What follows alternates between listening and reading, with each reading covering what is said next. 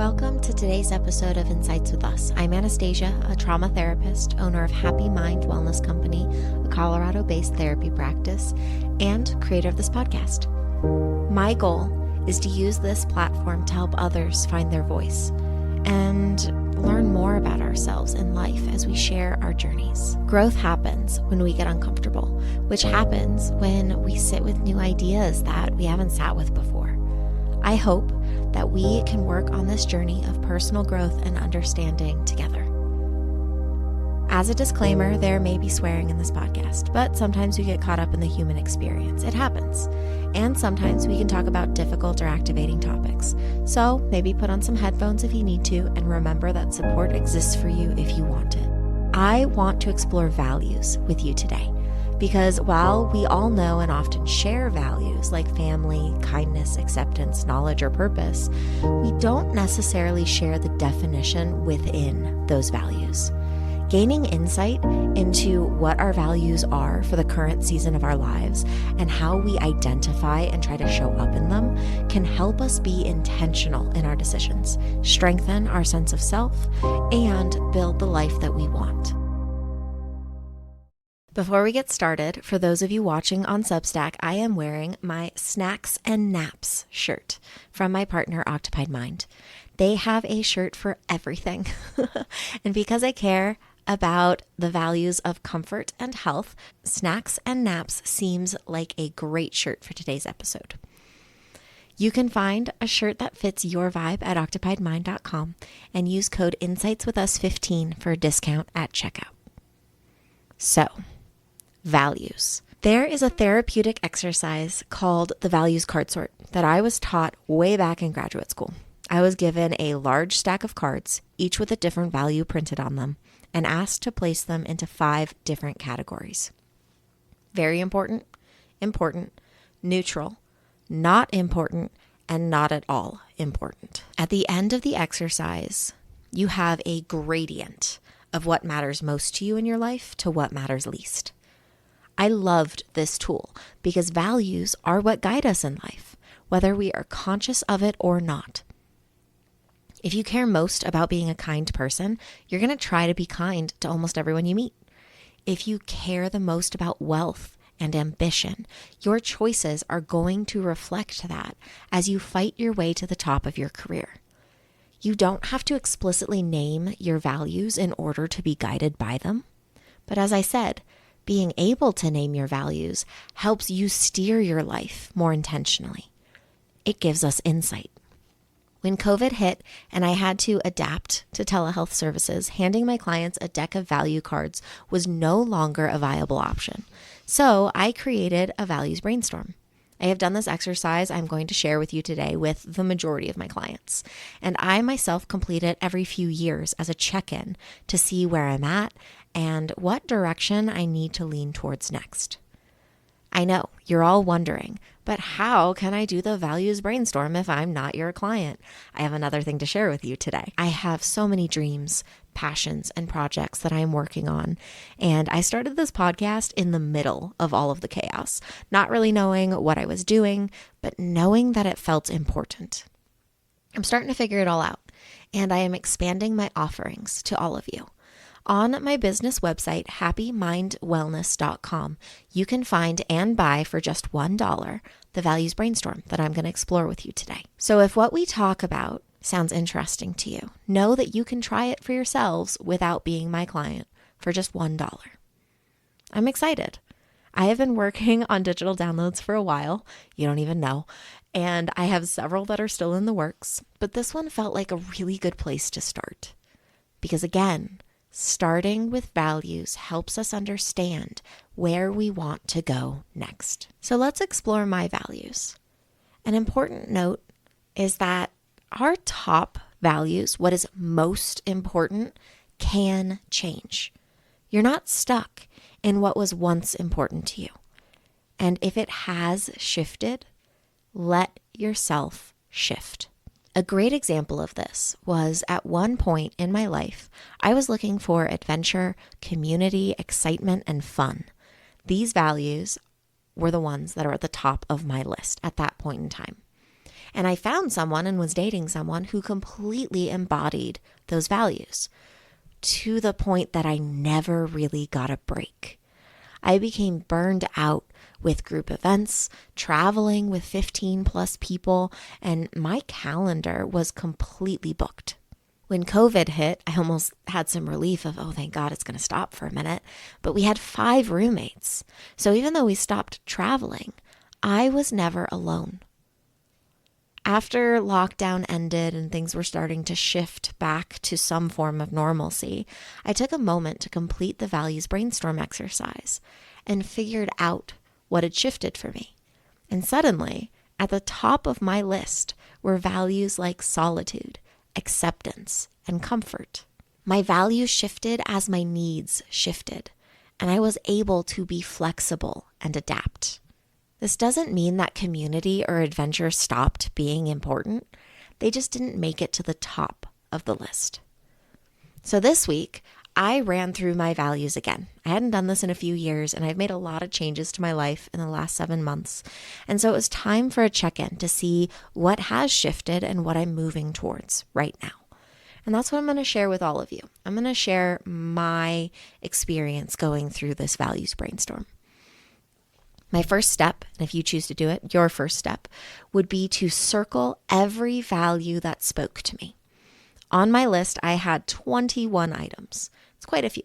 In the past, I've had more and also less, depending on what season of my life I was in and what was speaking to me in that moment. So really, there's no right or wrong. Just circle anything that speaks to you. From there, I pared it down and ranked my top 10. Questions that I ask myself or my clients as I do this include: which values are important but not the most important? Cross these off. Are there any values that in my mind are linked together? For example, acceptance and self-acceptance. You might be able to choose only one of those. One might be a more umbrella term. And then once I have under 15, sometimes I keep 15 if they all feel really important, or I rank my top 10 in order of most important to less important. They're all on the important category. So this season, my top values in order were inner peace, purpose, acceptance, knowledge, safety, fun, creativity, health, justice, and comfort. I mentioned at the start of this episode that while you might know or even share some of these values with me, we could define them differently and recognize them in our lives in different ways. And that's okay. In fact, I encourage it. The goal is not to match my values, but to understand how I see them and how you see them, and being able to accept our differences. This helps us gain insight and helps us understand where we're miscommunicating, how our actions might not line up with our words. And it's not the be-all, end-all of solving problems, but it is a start. For example, fun for one person might be concerts every week, drinking with friends, and staying out late into the night. If this fits your definition, I love that for you. Fun for me is defined as getting out into nature, cuddling on the couch with Juliet while I crochet, and trying new places to eat with my partner. So when I say I want to have more fun, it could mean something very different from how you mean it. And if you tell me, hey, I want to have more fun, can you make that happen for me? Well, I might plan something that you might not actually count as fun. So again, we need to be able to talk about these differences and gain insight into how we define it and what it looks like for us in our lives. Once I ranked my top 10, I took a moment to slow down in each of these values and explore my own definition. I personally like to write down and journal about these values because it creates a physical representation of my roadmap that I can then look at and review. So you can journal them. If you want, you could type them up, or you could just grab some coffee and think about your definitions one at a time. That's okay too. Just pause in it and find that curiosity of what makes this value important to me? How would I define it to someone else? How do I want it to show up in my life? Is it already showing up that way, or is it something that I feel is lacking? Be curious about what this value means to you right now in this season of your life. After writing down each definition, I take a moment to review what I wrote. I look at what surprised me, what didn't, what felt obvious, and how they show up in this season of my life. Honestly, I was initially surprised that a value like love or family or friendship or community did not make my top 10 because they have been priorities for me for the first half of this year. But this is why regularly checking in with our values matters. Because in the last month or so, I have felt very connected to my community. And my values are reflecting that. They have already shifted just in a month. I no longer need those values to be in my top 10. And my roadmap is leading me towards something else. Towards values that I want to strengthen and focus on in this new season. So as I was reviewing it all, there were 3 values that really stuck out to me. And those were purpose, safety, and justice. Because in my current definition, I don't just mean them for me and my personal life, though I have in the past. These 3 values really relate to my career right now, these passion projects of mine. And I am trying to build a movement towards acceptance for all, letting each person be their authentic selves without judgment, no matter what you believe or who you are. This is what drives me. It is my purpose. And, I started small with this purpose of mine, supporting my friends and family. Once I got my degree, I got to support people in one-on-one therapy, helping a single person one at a time find their authentic self. But I'm building on that now. I am finding ways to grow my purpose, expand my reach, and it is helping me access my sense of justice. Because you deserve to be exactly who you are, and you deserve love simply because you exist. I want to make sure that no one, not even me, tries to tell you to show up differently or to hold a certain belief that you don't actually believe. And if you are listening to this and you're thinking, yes, I want to be exactly who I am, but this particular identity, they can fuck right off. Well, then I would take a moment for curiosity and wonder why someone else being their true self upsets you so much. And I'm not saying to accept someone who is trying to impose their beliefs on you. That's what we want to stop. But if your friend is religious and not imposing their beliefs, can you accept them for who they are and their religion? If your neighbor looks differently than you or loves differently than you and is not trying to convince you to be just like them, can you let them be themselves? We are all trying to figure out how to show up in this world every day. And once you let go of what does not belong to you or affect you, it makes it a lot easier to show up as your authentic self because you're not trying to control everything. Insight into our values and the values of others can help us understand what is ours and what is theirs. Again, it's not everything. It's not the whole answer, but it's one piece of the puzzle. So for example, if we enter a new season in our lives and our values shift, this could lead to miscommunications or uncertainty within relationships, like that example of what does fun even mean? So if I have always been into fun and adventure and I show up every single week with my friends and I connect and we go out and we party and we, spend every second together. And then I enter a new season and I'm suddenly focusing on inner peace, comfort, and calm. My friends or my partner, They might be confused about why I am suddenly saying no to all of these events that I always used to say yes to.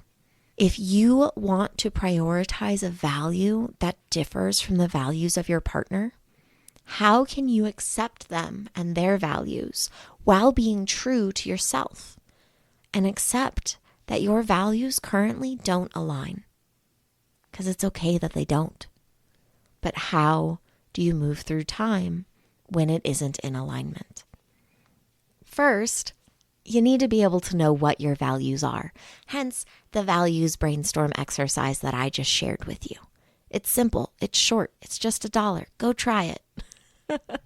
But if I'm prioritizing inner peace and comfort and my partner is prioritizing connection and excitement, we are going to want to show up differently.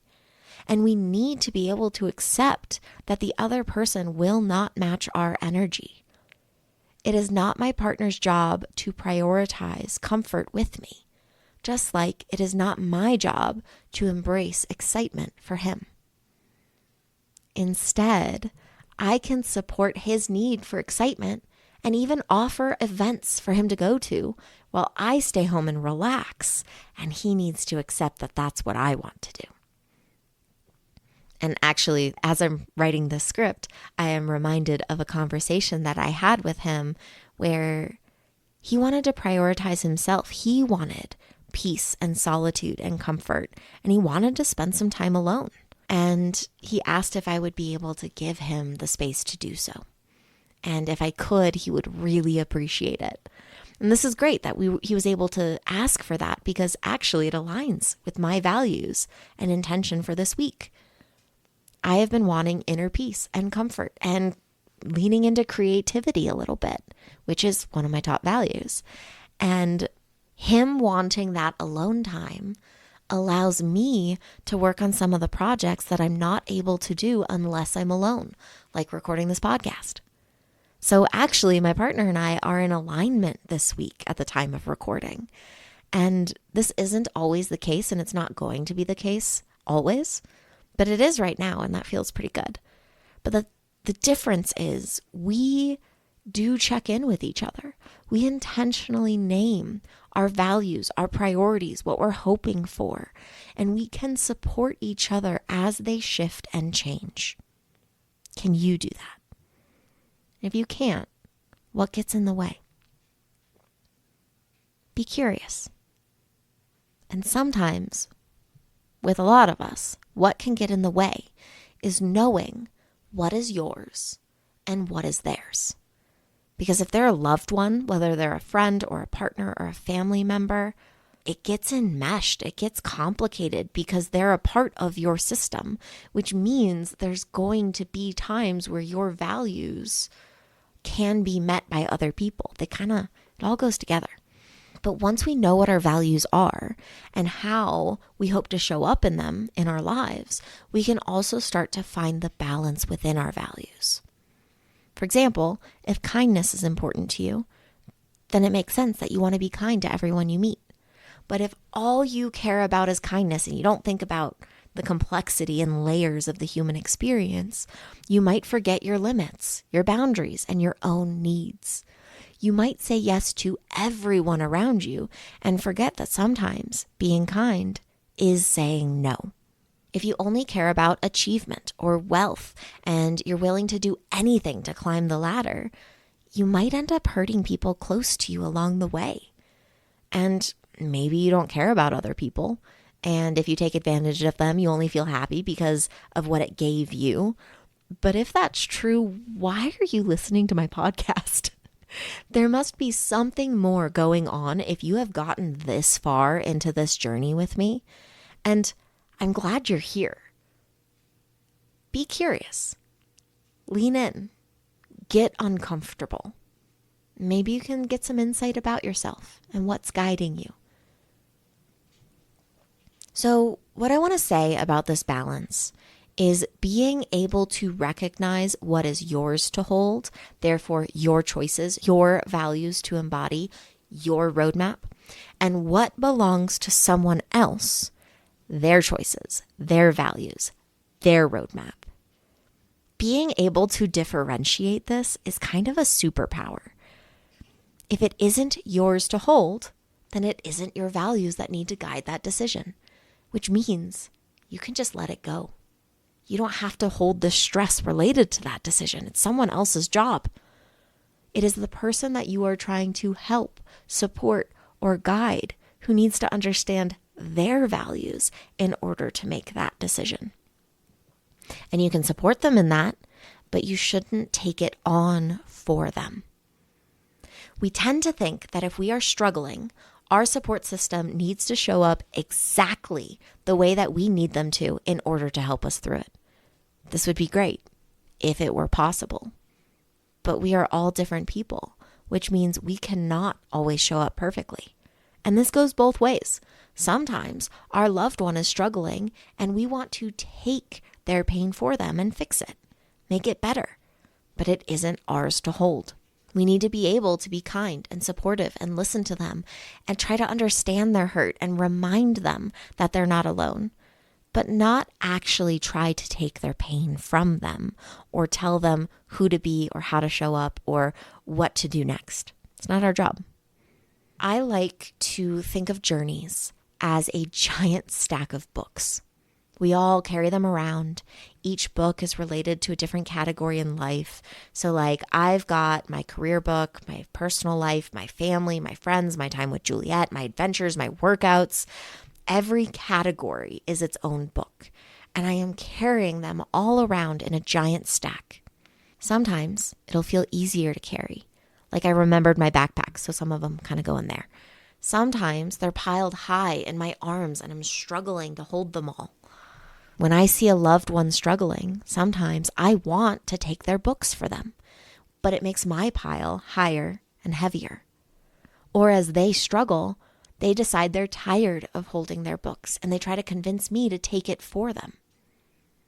For example, during COVID, one of my roommates, who was pretty extroverted, had never really learned how to be alone.